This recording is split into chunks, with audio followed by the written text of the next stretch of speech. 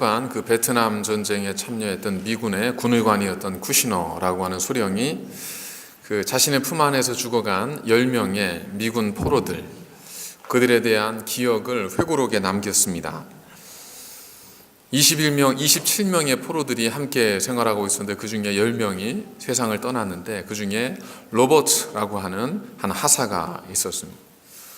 해병대 출신의 이 하사는 굉장히 강인했고 의욕도 강했고 그리고 굉장히 좀 그 눈빛도 살아있는 그러한 하사였었는데 이 로버츠가 그렇게 이제 몸무게가 40kg까지 줄어가면서도 그렇게 강인하게 모든 역경을 딛고 그리고 있었을 때 그때에 이제 쿠시너가 그를 보았는데 참 강인해 보이고 그리고 모든 것에 있어서 열심이었던 그 모습.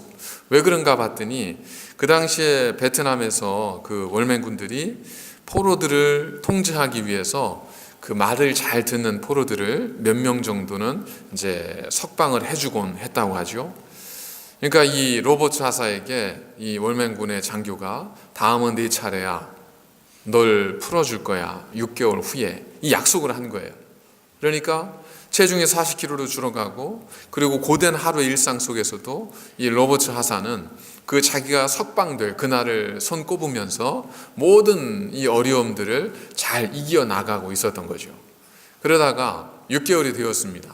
이제나 저제나 석방에 대한 소식을 기다리는데 아무리 기다려도 소식이 없는 거죠. 그러니까 이 로버트 하사가 낙심을 하게 됩니다. 한 달이 지났습니다. 그런데도 소식이 없습니다. 이 장교들에게 이야기를 해도 반응이 냉담하고 그리고 뭐 이렇게 거들떠 보지도 않는 거예요. 그러니까 이 로버츠가 결국에는 이제 나도 끝이구나. 나에게 희망이 사라졌구나. 그런 마음을 품게 되면서 우울증에 걸리고 얼마 되지 않아서 이 쿠시너 소령의 품 안에서 로버츠 하사가 목숨을 잃습니다. 그를 보면서 쿠시너가 마음속에 어떤 마음을 품었냐면 시제는 회고록에 쓴 걸 보면 로버트 하사는 질병이나 힘든 노동 때문에 죽은 것이 아니라 결국 낭망의 마음이 그를 죽였다라고 그렇게 회고록에 기록을 했습니다. 낭망이란 말 그대로 떨어진 마음심, 소망망. 그래서 소망으로부터 떨어지는 것, 그리고 어떤 마음이 내려앉는 것, 그걸 의미합니다.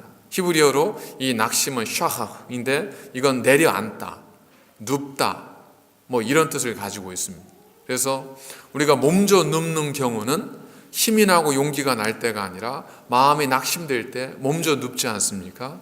그것처럼 낙심이라는 것은 우리 마음을 눕게 만들고 우리의 마음이 내려지게 만들고 우리가 일어서지 못하도록 만드는 그런 마음들, 이것이 바로 낙심이죠.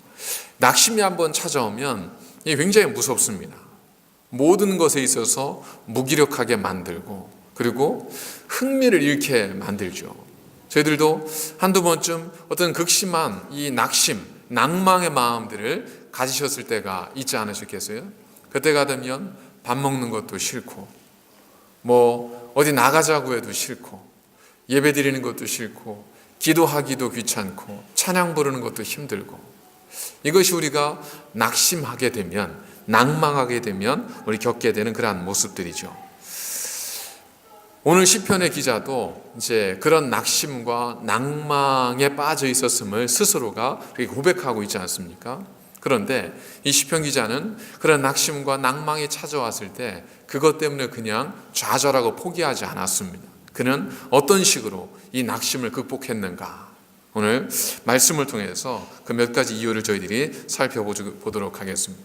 첫 번째, 우리는 언제 낙심하게 되는가? 일반론에서 이야기를 하다 보면 대부분의 경우에 우리가 마음먹은 대로 계획이 잘 이루어지지 않을 때 되게 그렇게 낙심하죠. 내가 이렇게 하고 이렇게 하고 이렇게 하고 이렇게 할 거야. 계획을 세웠는데 뜻대로 되지 않습니다. 내가 우리 자녀들에게 학원도 보내고 이래서 이렇게 해서 얘가 여기는 이렇게 되고 여기는 여기 갈 거야. 계획을 하는데 계획대로 되지 않는 거죠. 내가 이때는 어떻게 하고 이때는 집을 사고 이때는 뭘 하고 계획을 세웠는데 계획대로 되지 않으면 되게 마음에 낙심이 되죠.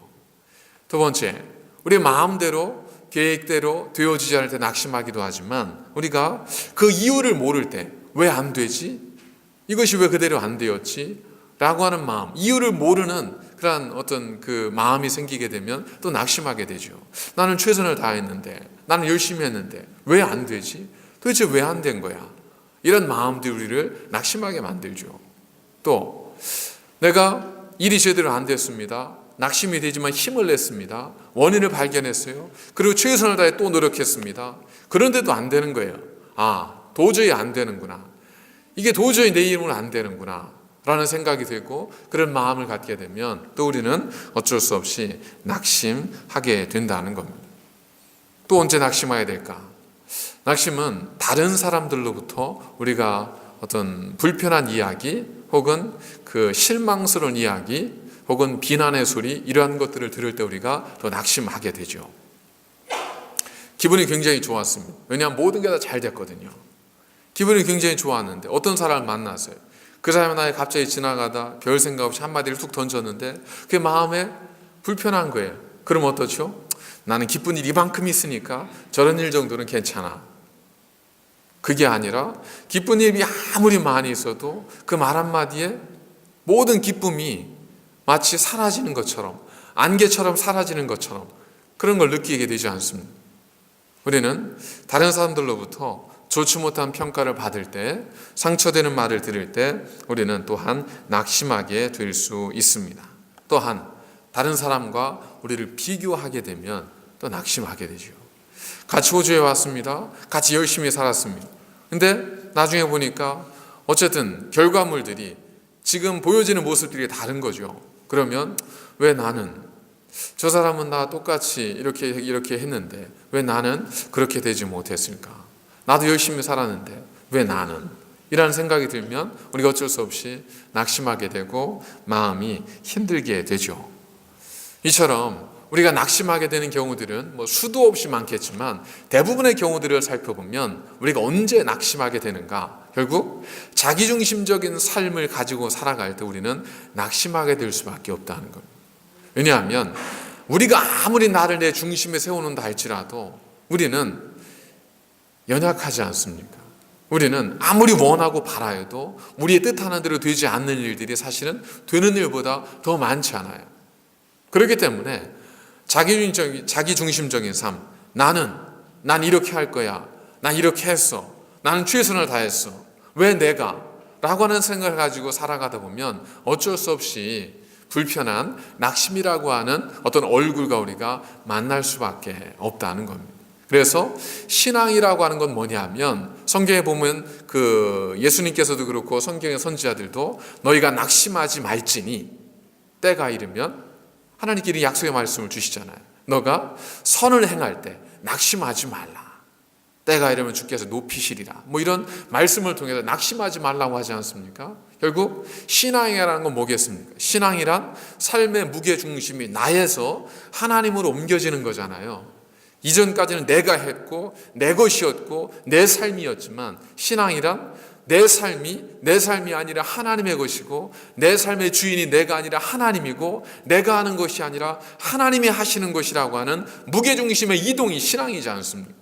그러다 보니까 이전에는 내 이름으로 할 때, 내 생각으로 할 때, 내 뜻으로 할 때는 낙심하게 되지만 무게중심 나에서 하나님으로 옮겨지게 되면 거기에서 새로운 상황을 만나게 된다는 겁니다.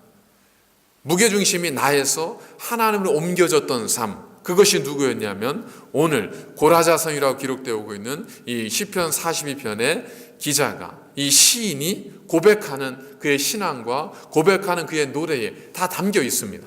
과연 그는 우리와 비슷한, 우리와 똑같은 낙심과 절망의 상황 속에서 어떻게 그 모든 어려움들을 이겨낼 수 있었는가? 그는 어떻게 낙심의 상황을 극복하고 하나님을 찬양하는 삶이 될 수 있었는가? 그리고 그의 노래가 그저 애가와 탄식으로서만이 아니라 어떻게 하나님을 찬양하는 시편으로 하나님 말씀 속에 포함될 수 있었는가? 어떻게 하면 우리의 신앙의 고백과 나의 노래가 그냥 흘러가는 유행가처럼 지나가는 소리가 아니라 거룩한 하나님의 나라의 거룩한 노래로 기록되어지는 아름다운 삶을 살아갈 수가 있겠는가? 가장 단순하게 생각하면 우리가 어떻게 낙심의 상황에서, 절망의 상황에서 우리가 힘을 얻고 다시금 일어설 수 있겠는가? 내게 희망을 주는 요소보다 나를 낙심케 하는 요소를 한번 두 목록을 놓고 쭉 써내려가 보십시오. 무엇이 많을까요? 안 해봐서 모르겠지만 아마도 우리를 낙심케 하는 요소들은 셀려면 헤아릴 수 없을 정도로 많을 수밖에 없을 겁니다. 자, 그런 우리의 상황 속에서 오늘 하나님의 말씀을 우리에게 주는 것은 무엇인가 하는 것을 네 가지로 우리가 생각을 해보도록 하겠습니다. 첫 번째, 우리의 시선입니다. 낙심이 될 때 우리의 시선 처리를 잘 해야 됩니다.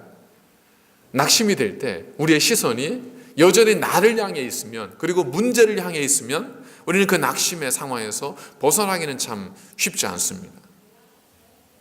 우리가 낙심의 상황에 오면 우리의 시선을 나에서, 문제에서 어디로 돌려야 하면 바로 나를 도와줄 수 있는 하나님께로 우리 시선을 돌려야 한다는 겁니다. 물에 빠진 사람이 있습니다. 저기 소용돌이가 보여요. 이제 나는 거기 가면 더 이상 이제 헤어나올 수도 없는 겁니다. 자, 그의 시선이 어디로 가야 될까요? 소용돌이를 보면서 몇 미터 남았나, 3미터, 5미터, 10미터 그거 헤아리고 있으면 이 사람에게는 희망이 없는 거예요. 어디를 봐야 돼요? 나를 도와줄 누군가가 있지 않은가? 통나무가 굴러오지는 않는가? 멀리 나를 바라보는 사람은 있지 않는가? 나를 도와줄 누군가에게 우리 시선을 바꿔야죠. 오늘 보니까 1절에 하나님이여, 그는 낙심 속에 누구를 불렀죠? 하나님을 부릅니다. 아이고 내 인생아, 아이고 내 청춘아, 이런 것이 아니라 하나님이여. 그의 시선은 나에게로 향하지 않았습니다. 하나님께로 향했습니다. 하나님이여, 사슴이 시냇물을 찾기에 갈급한 같이 내 영혼이 주를 찾기에 갈급합니다. 이건 기도의 형식이지만 그냥 그가 겪었던 상황으로 표현해 보면 이 사람은 어땠는 거죠? 그는 사슴이 시냇물을 찾는 것처럼 하나님을 간절히 찾았다는 겁니다. 근데 사슴은 열이 많은 동물이라고 합니다. 그리고 보통 4월에서 9월까지가 그 지역은 이제 건기가 되는데, 건기가 되면 마실 물이 없죠. 먹을 풀도 없죠. 근데 요 때에 주로 사슴들이 이제 새끼를 이제 벤다고 합니다. 그러니까 몸에 새끼를 뱉습니다. 몸에 열이 많은 짐승이에요. 그리고 물이 없고 그리고 풀이 없습니다. 그 상황에서 새끼를 낳기 위해서, 몸을 건강하게 보호하기 위해서 뭐가 필요하죠? 물과 마실 것과 먹을 것이 필요하죠. 그때 이 어미 암사슴이 물을 찾는 겁니다. 있으면 좋고 없으면 참아야지, 이 마음이겠어요? 아니죠. 어머니의 갈급함으로 물을 찾는 거예요.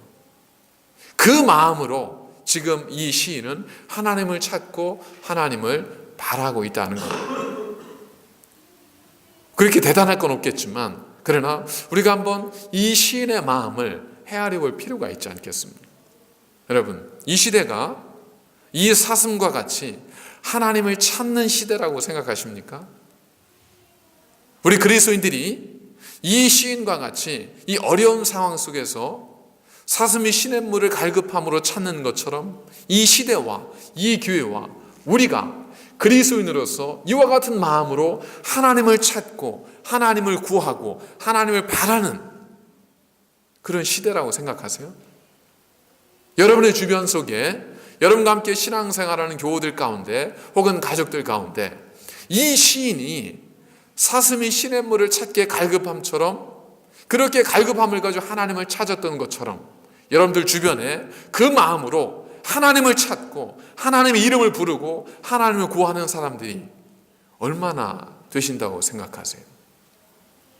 아마 아픔과 좌절과 절망을 겪고 있는 사람을 찾으라고 한다면 수도 없이 찾을 수 있을 겁니다. 아마도 순위도 매길 수 있을 거예요. 누가 더 힘든지, 누가 더 괴로워하는지 물어보면 대부분 대답해 줄 테니까. 그러나 과연 그런 아픔과 절망 속에 살고 있는 많은 사람들 속에서 이 시인처럼 하나님을 찾고 하나님에 대한 갈급함으로 그 이름을 부르는 사람, 그래서 주님께서 말씀하신 것처럼 내 집은 만민에 기도하는 집이다. 그 집은 단순히 이 건물로서의 성전만 의미하는 것이 아니라 내 집은 곧 모든 성도들, 그리스도의 모임이잖아요. 그러면 그리스도인들의 모임, 한 사람 한 사람의 그리스도인들이 정말 기도하는 집으로서 어려움과 절망의 순간에 하나님의 이름을 부르고 하나님을 찾고 하나님을 외치는 그런 갈급한 심령으로 이 시대를 우리가 살아가고 있는가? 예전에 그리스도인들은 소나무 뿌리라도 뽑고자 했잖아요. 근데 지금까지 소나무 뿌리를 뽑고자 산에 올라갔던 사람은 제가 수없이 들어봤지만 정말 뽑았던 사람은 한 사람도 못 봤습니다. 그 얘기는 뭐겠어요? 소나무를 뽑는 것이 문제가 아니라 그와 같은 갈급함과 간절함과 사모함이에요. 최소한 어느 시대에는 하나님에 대한 그런 사모함이 있었습니다.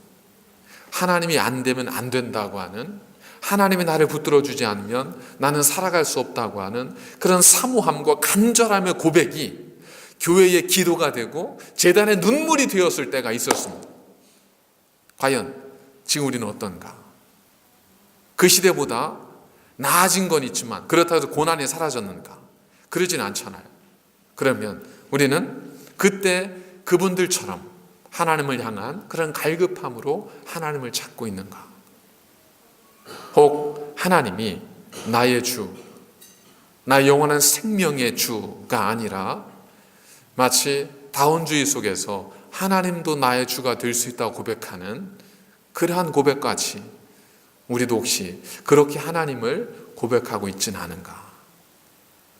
나는 물질로도 행복을 얻을 수 있고 나는 건강으로도 만족을 얻을 수 있고 나는 친구들을 통해서도 기쁨을 얻을 수 있는데 하나님도 그 중에 하나일 수 있다라는 마음으로 우리가 혹시 신앙생활을 하고 있지는 않은지,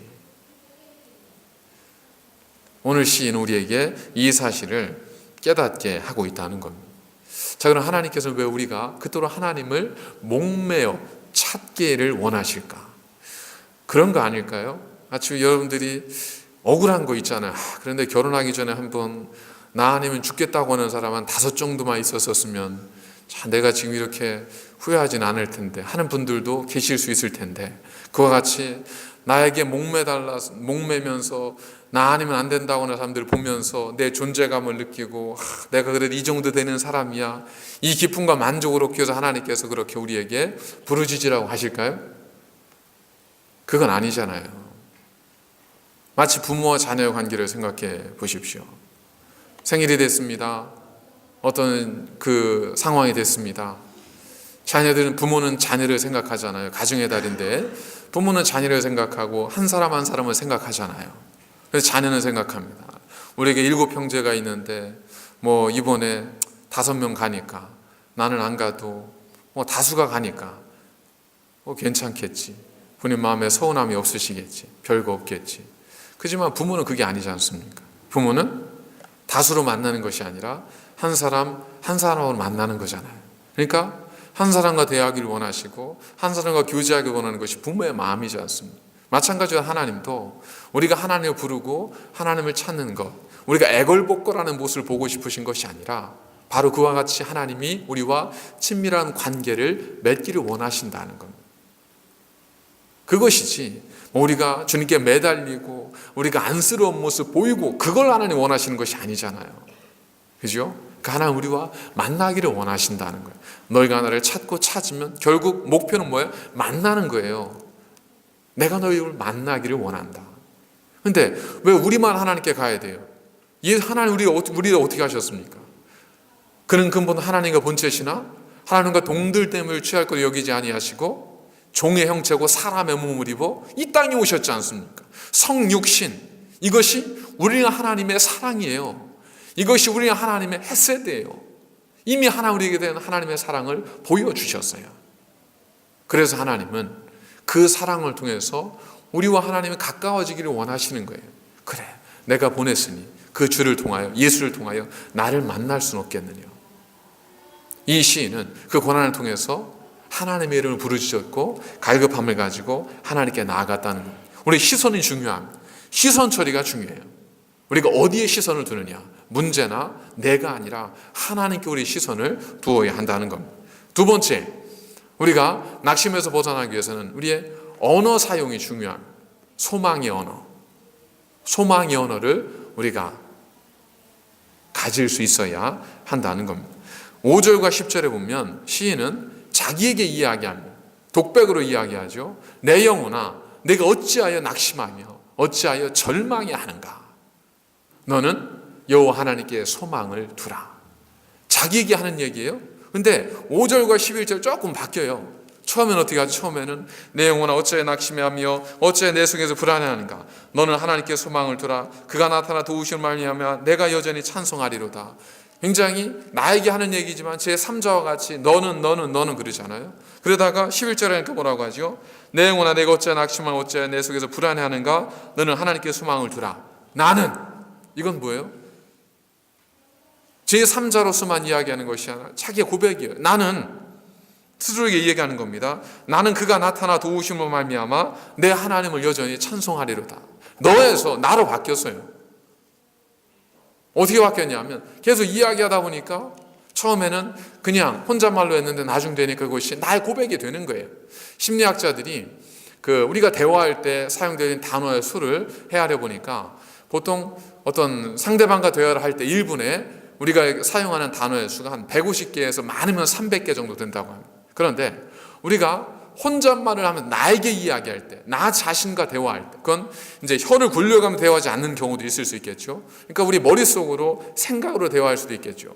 나 자신이 나에게 스스로 대화할 때, 나에게 말할 때는 1분에 몇 개의 단어를 사용하냐면 1200개 정도의 단어를 사용을 한다고 합니다. 그러니까 몇 배 정도죠?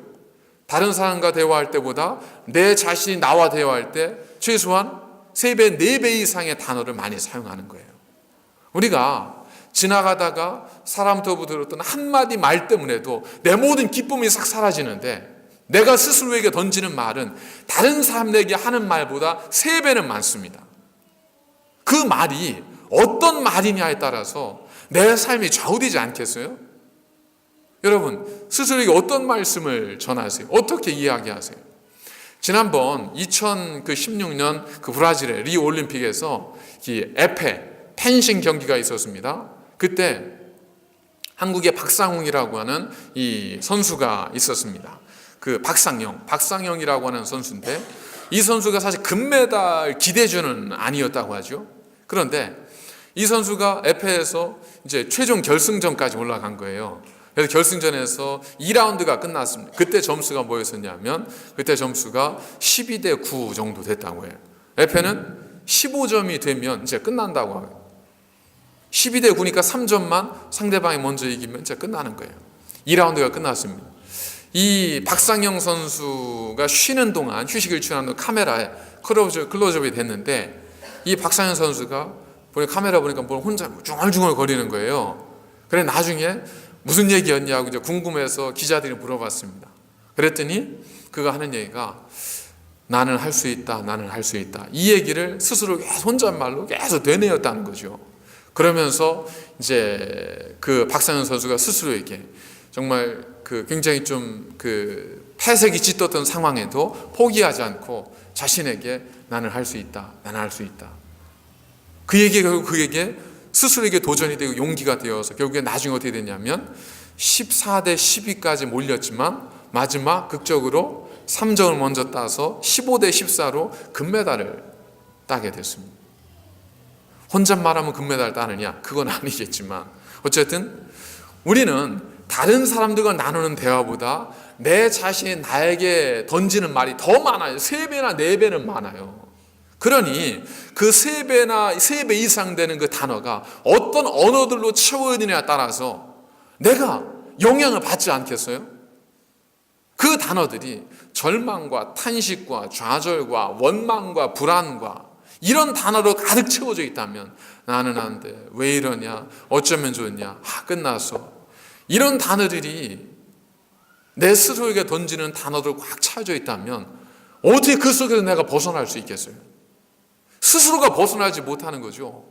그럴 때는 어떻게 해야 되죠? 절망에 있을수록 우리가 우리 언어를 바꿔야 된다는, 소망의 언어로 셀프톡을 바꿔야 된다는, 이 박상현 선수처럼 나는 할 수 있어, 나는 할 수 있어. 그런데 우리는 그러기에 굉장히 좋은 조건을 갖추었습니다.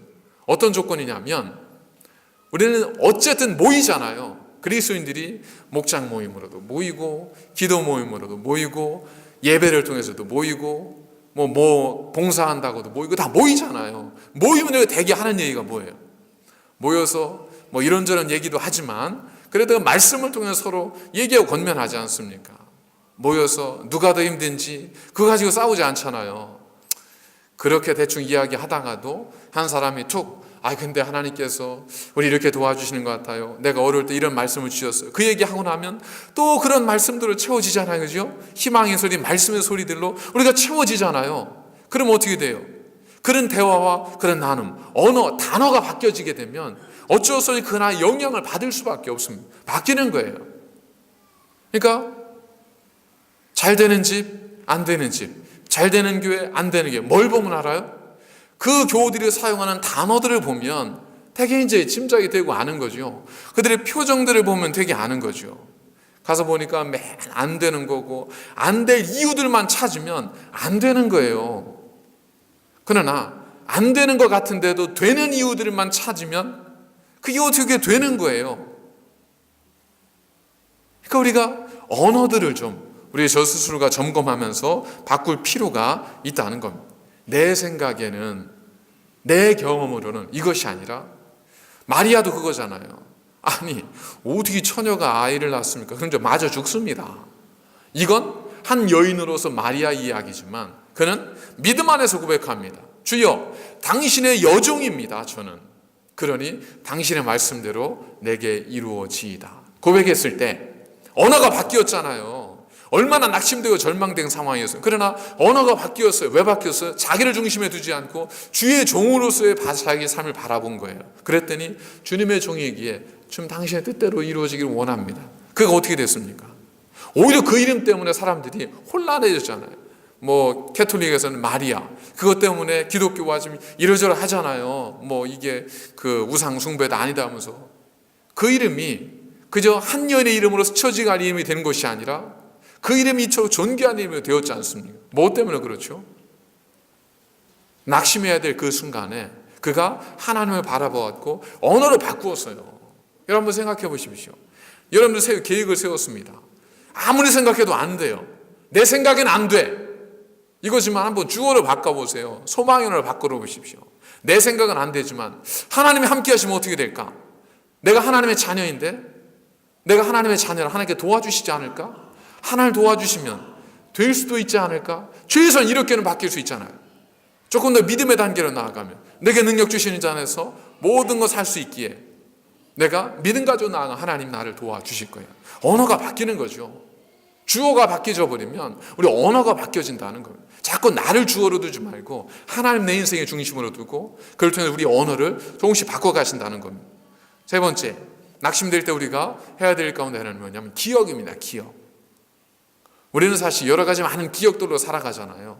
경험들로 살아갑니다. 그러나 우리가 어려울 때일수록 기억해야 되는 것은 과거의 영광스러움에 매여 있는 것이 아니라 우리가 기억될 것은 하나님의 은혜를 기억해야 된다는 거예요. 하나님의 은혜. 우리 그리스도인들이 잘하는 것이 뭐예요? 우리가 잘하는 거면 옛날 일 생각하면서 그때 하나님 주신 은혜 기억하고 그것 때문에 눈물을 흘리며 그것 때문에 기도하고 이거 잘하잖아요. 매일 모일 때마다 하는 게 뭐죠?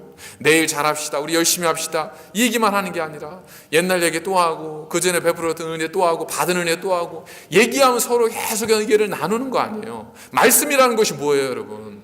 이 말씀이 뭐겠습니까? 결국 예전에 있었던 하나님의 사람들이 경험했던 것들을 또 나누고 또 나누고 여러분 내가 지금 30이요, 40이요, 50이요, 60이요, 70이라면 여러분 그 안에 성경 새로운 거 있어요? 다 못 얘기하는 거예요. 똑같은 얘기하는 거잖아요. 다윗이 경험했던 것, 아브라함이 경험했던 것, 모세가 경험했던 그 경험 다시 얘기 나누면서 그렇지 하면서 새 힘을 얻는 거예요. 헤아릴 새 것이 없습니다. 그러나 우리가 하나님이 주신 은혜를 기억할 때 어떤 일이 벌어지냐면 7절에 보니까 주의 폭포 소리에 깊은 바다가 서로 부르며 주의 모든 파도와 물결이 나를 휩습니다. 우리가 주의 은혜를 기억하게 되면 주의 놀라운 그 은혜와 사랑이 내 영혼을 마치 바다가 뒤집어지는 것처럼 파도가 삼키는 것처럼 하나님 은혜가 우리를 삼키고 우리를 하나님 은혜로 채워지게 만들어 놓는다는 겁니다. 그래서 시인은 뭐라고 노래하냐면 6절 보니까 내 하나님이여 내 영혼이 내 속에서 낙심이 되므로 내가 요단강과 헤르몬과 미살산에서 주를 기억합니다.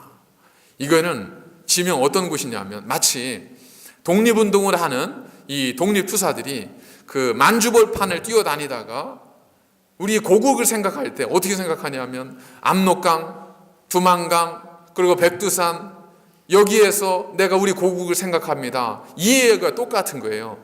이 시인은 대개 이제 예루살렘에서 벗어나서 망명자로 살았기 때문에 예루살렘에 가지를 못하는 거예요. 그러다 보니까 이제 그 예루살렘을 생각하면서 마치 내 고향 땅 어디를 생각하면서 압록강가에서 건너오지를 못하면서 백두산에서 다가오지를 못하는 거기에서 생각하는 거와 똑같은 거예요. 거기서 뭘 생각해요? 주를 기억하는 거예요. 주님의 은혜를 기억하고 주의 사랑을 기억하는 겁니다. 그러니까 우리도 그러기 위해서는 뭐가 필요해요? 기억해야 될 뭔가가 필요하잖아요. 그렇죠? 주님과 아무리 기억해왔자 주님과 나 사이에 기억할 것이 아무것도 없다면 이건 불행한 거예요. 그리스도인으로서 주님과 나 사이에 기억할 것이 없다면 이건 참 안타까운 거지 않습니까? 예를 들어 부모와 자녀 간에 부모님을 생각해 보십시오. 부모님의 은혜를 생각해 보세요. 아무리 생각해도 부모님의 은혜가 내가 기억나는 게 없는데요. 아무리 생각해도 내가 기억나고 딱히 생각할 게 없는데 이건 정말 불행한 관계잖아요. 근데 부모님 베풀어 주지 않아서이진 않을 테고, 그죠? 되게 부모의 은혜는 모두가 똑같지 않습니다. 그러니까 우리도 필요한 것이 나와 주님 사이에 기억할 추억거리를 만드는 것이 필요합니다. 그러니까 그냥 왔다 가는 삶으로 만족하지 마시고 하나님과 나 사이에 추억거리를 자꾸 만드셔야 돼요. 이게 뭐예요? 이게 사실은 간증이에요. 다 간증이 다른 거 아니죠 뭐. 그리고 어떨 때 간증이 생겨져요? 아침에 일어나면 저 일어났어요. 밥 주세요. 밥 먹고 나가다가 밤 되면 들어와서 저 왔어요. 잘게요. 자고 이 생활을 50년을 한들 거기에 무슨 추억이 생기겠어요? 어떻게 해야 돼요? 같이 부비면서 같이 살을 맞대고 시간을 보내는 삶이 있어야죠. 하나님 저 왔어요. 저 바빠서 갈게요. 제가 다음에 또 올 테니 걱정하지 마세요. 이러고 지나가고 왔다 가는 삶에서 무슨 기억이 생기겠어요? 하나님과 관계를 맺어야죠. 하나님 왜 이래요? 라고 다투는 한이 있더라도 그런 삶 속에서 하나님과 우리 사이에 관계가 맺어지고 어떤 기억들이 만들어지고 추억이 만들어지는 거 아니에요. 그러니까 추억을 만드셔야 돼요. 한번 잘 생각해 보십시오. 하나님과 나 사이에 무슨 추억이 있나? 내가 우리 자녀들에게 얘야 하나님과 나 이런 관계다 라고 말할 때 난 뭘 얘기해 줄 수 있겠는가? 하나님과 나 참 말로 표현할 수 없는 관계지. 이게 전부라면 이건 정말 불행한 거죠. 그런 관계가 되시면 안 됩니다. 그러니까 기억할 수 있는 아름다운 하나님과 우리 사이 은혜의 관계가 될 수 있기 위해서 여러분 구하셔야 됩니다. 하나님 생각해 보니까 저 하나님 사이에 그런 게 없네요. 뭐 좀 하나 좀 주세요. 구하셔서 그럼 하나님 뭘 주실까요? 그럼 어쨌든 하나님 만들어 주실 거예요. 그래서 요셉처럼 감옥에 가둔다든지 아니면 히스기야처럼 그 죽을 편에 걸리게 한다든지 극적이잖아요. 저도 한때는 그런 생각을 했었으니까 하나님 저도 좀 목회자 그런 간증거리 하나 있어야 되는데 그렇게 밋밋한 삶을 살아서 좀 그런 생각을 했었는데 사실 그것만은 아니잖아요. 그죠? 꼭 그래야 되는 건 아닌데 하나님은 정말 폭풍처럼 우리에게 다가오기도 하시지만 세미한 음성으로 우리에게 다가오시기도 하잖아요. 그러니까 그런 관계를 하나님과의 은혜를 사모하시는 삶이 되어야 된다는 겁니다. 마지막으로 낙심될 때 우리가 해야 될 일은 기도하는 일입니다. 기도하는 일. 뭐 찬양을 부르든 하나님께 기도하고 부르시는 일. 8절에 보니까 낮에는 여호와께서 그 인자하심을 베푸시고 밤에는 그의 찬송이 내게 있어 생명의 하나님께 기도하리로다. 시인은 기도합니다. 낙심 중에 절망 중에 마지막까지 기도합니다. 고은이라고 하는 목사님이 자신의 교회에 있었던 이야기를 설교 중에 한 내용의 책으로 이제 기록되어져 있는데 한번 그 내용을 읽은 적이 있습니다. 그 교회에 장애인 학교가 있는데 장애인 학교에 선생님이 있었습니다. 이분이 어느 날 갑상선 암 진단을 받았습니다. 5cm짜리, 3cm짜리 2개, 종양 3개가 몸 안에 있는 거예요. 빨리 수술을 받아야 됩니다 하는 의사의 진단을 받습니다. 그래서 수술 날짜를 잡았습니다. 검사를 받기 위해서 병원에 들어갔는데 공교롭게도 그날 이 몸에 고열이 발생을 하게 되는 거예요. 그러니까 열이 있으면 수술이 안 됩니다. 수술할 수 없습니다. 그러니까 수술을 못 하는 거예요. 못 하는 동안 종양은 커져가겠죠. 그래서 어떻게 해요? 안타까운 마음으로 있으니까 이 장애인 학생들이 우리 선생님 수술 받을 수 있도록 빨리 열이 내리게 해주세요. 하나님께 기도하기 시작하는 거예요. 정말 간절히 부르짖습니다. 교회도 이 선생님을 위해서 기도하는 거예요. 하나님, 빨리 수술을 받아야 되는데 빨리 그 열이 내릴 수 있도록 하나님 도와주십시오. 온 교회와 그리고 제자들이 간절히 기도하는 거예요. 마치 사도행전에 베드로 옥에 갇혔을 때 온 교회가 하나님께 기도했다는 거죠. 기도하는 거예요. 간절히 기도하는데 9일째가 됐어요. 9일이 지나는 거예요. 9일 동안 열이 안 내린 거예요. 그러다 9일째가 됐을 때 열이 딱 내렸어요. 그래서 모든 교우들과 제자들이 이제 기뻐하면서 감사합니다. 이제 수술을 받을 수 있겠네요. 이제 선생님이 마지막 검진을 수술실에 딱 들어갔습니다. 검사를 받기 위해서. 들어갔는데 놀라운 일이 몸 안에 그동안 있었던 종양 3개가 다 사라진 거예요. 9일 동안 몸에 그토록 뜨거웠던 그 열이 이 종양 3개를 다 태워버린 거예요. 자, 우리는 어떻게 기도하냐면 우리 하나님 열을 내려주세요. 열이 빨리 내려가서 그 선생님이 수술 받게 해주세요. 이게 우리의 기도잖아요. 근데 하나님은 어떤 하나님이에요? 그 열만이 아니라 그걸 통해 기도하게 하셔서 하나님 우리의 생명을 죽게도 하시고 살게도 하시고 문을 열게도 하시고 닫게도 하시고 일이 되게 하기도 하시고 안 되게도 하시고 다 뭘 위해서? 우리에게 장난치기 위해서 아니라 우리의 평안을 위해서 우리의 영원한 생명을 위해서 하나님께서는 모든 것들을 주관하실 수 있는 하나님이시라는 겁니다. 그렇기 때문에 낙심이 될 때일수록 이 전능하신 하나님, 긍휼의 하나님을 기억하면서 하나님께 기도하고 부르짖으시는 거예요. 제가 늘 드리는 말씀이 있지 않습니까? 여러분 아프면 어디 가세요? 병원 가시잖아요. 영혼이 아프면 어디로 가야 돼요? 기도의 자리로 와야 되는 거죠. 근데 영혼이 아프면 어떻게 하죠? 오히려 떠나잖아요. 그럼 병 가지고 병원 안 가겠다고 이야기하는 건 똑같은 거죠. 그거를 낙심될 때는 어떻게 해야 되는 거죠? 더욱더 그 영혼의 치유를 위해서 기도의 자리, 하나님의 치유하심의 자리로 나와야 되는 거죠. 여러분 중에 혹시 낙심하신 분이 있습니까? 혹시 절망되시는 분이 있습니까? 혹시 마음에 상처가 크신 분들이 있습니까? 하나님은 다 아십니다. 여러분들 깊은 곳까지 헤아리고 계십니다. 그러니 두려워하지 마시고 여러분들의 시선을 문제에서 하나님께로 돌리시고 여러분의 언어를 믿음의 언어로 바꾸시고 소망의 언어로 바꾸시고 그리고 여러분들의 삶 속에 베푸셨던 하나님의 은혜를 하나하나 기억해 보십시오. 그리고 마지막으로 그걸 붙들고 하나님께 기도하십시오. 하나님 반드시 믿는 자의 기도와 부르짖음에 응답하시기에 우리의 모든 기도 응답하셔서 우리를 가장 좋은 길로 인도하실 것을 믿습니다. 그와 같은 하나님의 은혜가 충만하시기를 주의 이름으로 간절히 축원을 드립니다. 기도하겠습니다. 거룩하신 하나님, 저희들은 부족하고 연약하여서 낭망하며 실망하며 좌절할 때가 많습니다. 하나님을 바라보기보다 우리 자신을 바라보기에 그 낭망의 구덩이에서 헤어나지 못한 채 몸부림칠 때도 참 많습니다.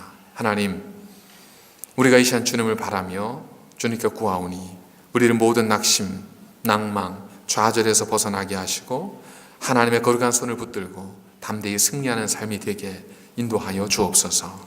우리 입술이 주의 이름을 부르게 하시고 우리의 마음이 주를 소망하게 하시고 우리의 눈이 주를 바라보게 하시며 우리의 귀가 주의 말씀을 듣게 하옵소서. 겸손히 주님 앞에 나오는 거룩한 주의 백성 되어 하나님 주시는 평안과 기쁨을 누릴 수 있도록 인도하여 주시고 우리의 마음에 큰 은혜와 겸손함으로 채워 주옵소서. 예수님의 이름으로 감사드리며 기도드립니다. 아멘.